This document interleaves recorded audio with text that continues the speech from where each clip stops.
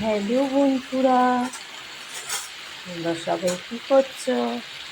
আশা করি তোমরা সবাই কাজে ব্যস্ত। আমিও কাজে ব্যস্ত থাকাই ভালো, কেননা কাজটা করলে সময়টা চলে যায়।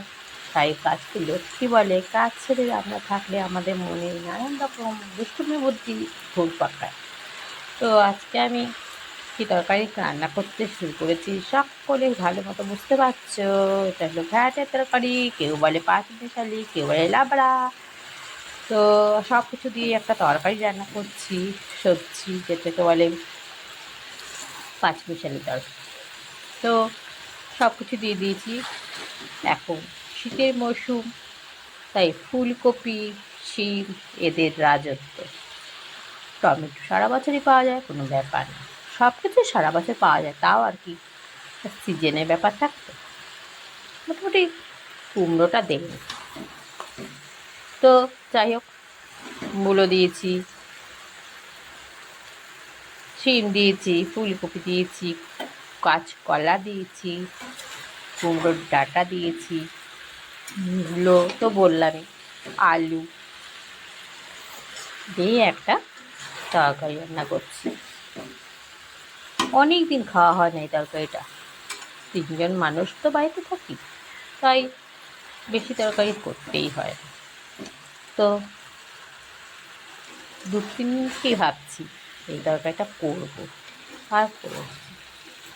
আর সব থেকে প্রোটিনযুক্ত খাবার কিন্তু এটা, প্রোটিন নয়, ভিটামিন। সরি, কেন পাঁচমিশালি তরকারিটায় সব রকমের সবজি থাকে, যেহেতু সবার আলাদা আলাদা গুণ থাকে, সেই গুণগুলো একসঙ্গে মিশে এখানে তরকারি তৈরি হয়ে যায়। তো আর এই রকম তরকারি খেতে কে কে ভালোবাসো তোমরা? আমার খুব ভালো লাগে খেতে, কেননা আমার যেন এটা ঝাল বেশি হয় না, মিষ্টি মিষ্টি করে সব রকম সবজি দিয়ে খেতে মজাই আলাদা। তো সব কিছু কেটে টেটে ভালো করে ধুয়ে নিয়েছি।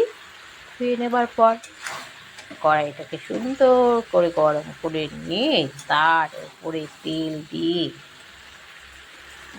পাঁচফোড়ন দিয়েছি। দেওয়ার পরে দিয়ে দিয়েছি আদা আর কাঁচা লঙ্কা পেস্ট করে নিয়েছিলাম সেটা। তারপর জিরে তো ডাস্ট করা থাকে আমার, এখান থেকে জিরেও দিয়ে দিয়েছি। তারপর দিয়েছি হলুদ, লবণ আর চিনি। এখন চলছে কষানোর পালা।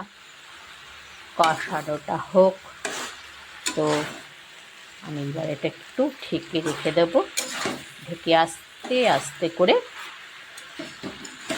সেদ্ধটা করে নেব। চলো সেদ্ধটা করার জন্য পাত্রটা দিয়ে ঢাকা দিয়ে দিই।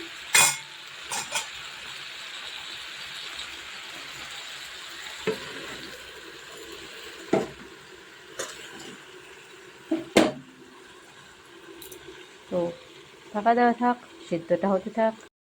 এটা হয়ে গেছে। এবার আমি তরকারিটা নামিয়ে ফেলবো। পাঁচমিশালি তরকারি যাকে বলে, ঘ্যাট ফ্যাট বলে ফেলছি বারবার। তো ঘ্যাটও বলে, পাঁচমিশালিও বলে। যাই হোক, হয়ে গেছে ফাইনালি। এবার আমি নামিয়ে ফেলবো। তো বন্ধুরা, আমার ঘ্যাটের তরকারিটা রান্না কেমন হলো, টেস্ট আমি ছাড়া কেউ বলতে পারবে না, আমি আমার বাড়ির লোক ছাড়া কেউ বলতে পারবে না। তো যাই হোক, আমার ভিডিওটা আমি শেষ করছি। টাটা বন্ধুরা, আবার দেখা হবে তোমরা নেক্সট কোনো ভিডিওতে বা নেক্সট কোনো পোস্টে।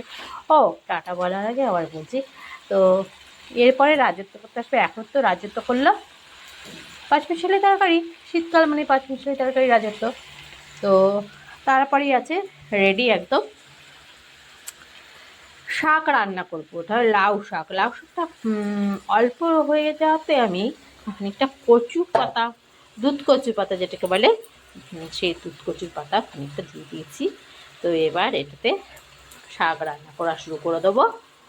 তো আর করবো কি, আর করবো